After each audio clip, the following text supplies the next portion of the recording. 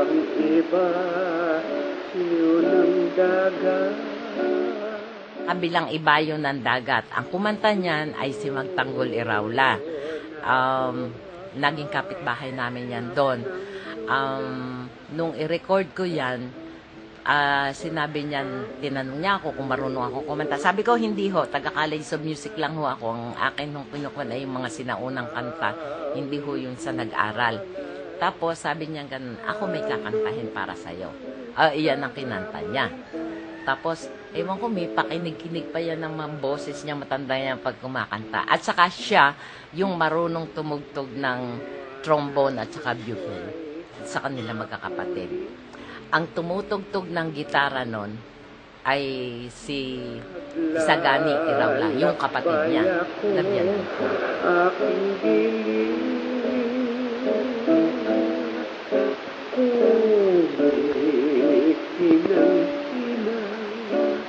ang talak dito'y anong pagkasaklap kung malalim sa kabilang iba, yun ang dagat. Doon ako hanap ng luna, ang susugatan ng sawi kong palad, halos karamayda may sahira.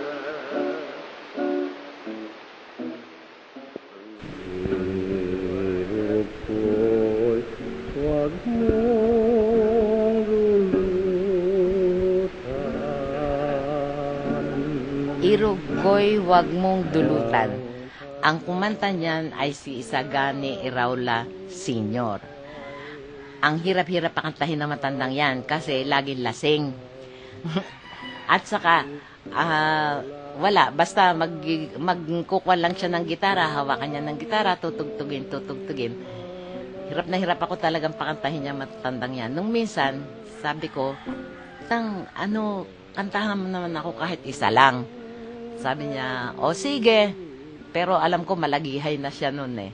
Kaya yun, napakanta ko rin ng isa lang. Pagkatapos niyang kumanta, umalis sa bahay. Pagbalik niya, lasing na lasing na. Asahan mo aking iro, hiling ako'y makikitilo.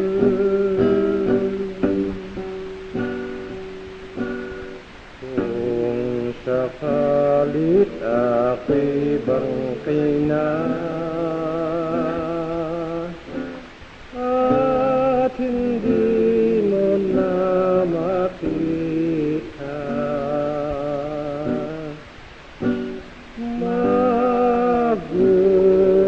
magugunita mo rin ang inapin mo sa pag-ibig. Kung hindi lang dahil sa iyo, di ako magkakaganito. Kaya't ang samo ko lang sa'yo, mag-isip ka o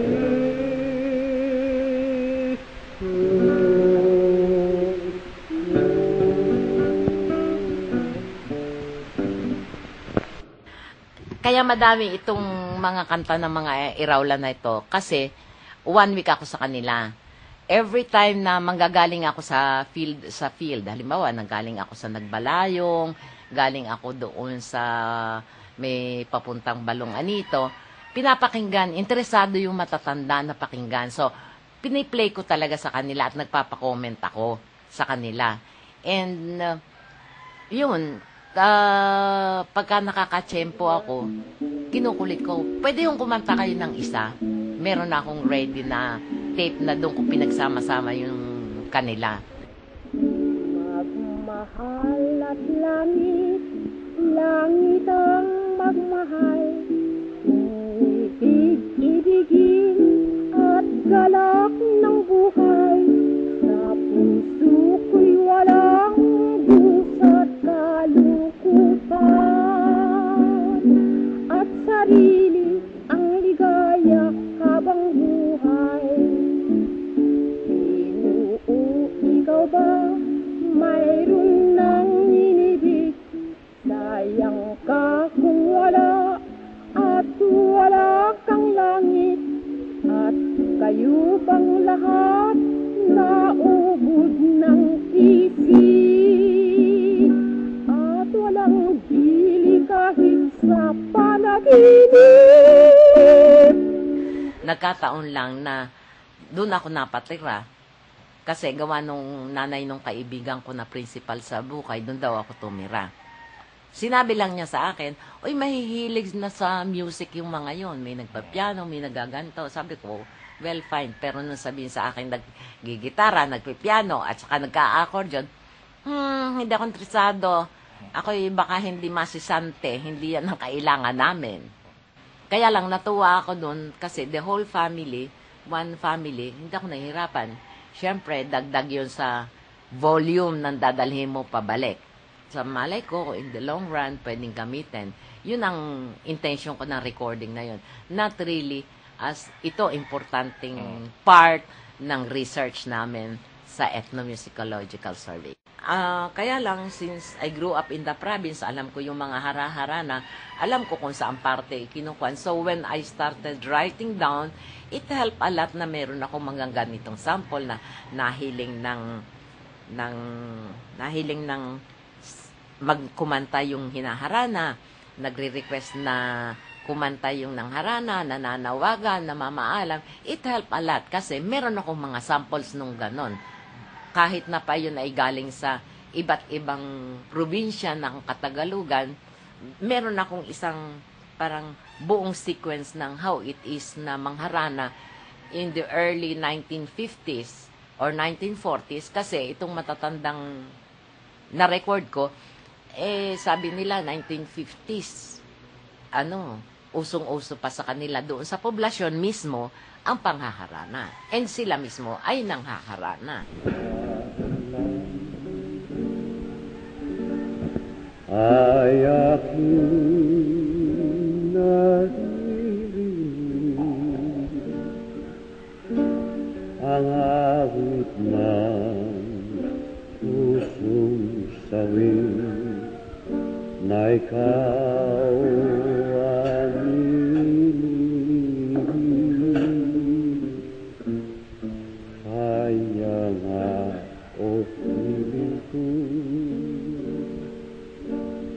lunasan ang pusong sawi na ikaw at ikaw lang ang laging itinatang ng upang mata at wala ng ilaw ang mga labi ko. Maputla na yung kulay, manong kahit saglit.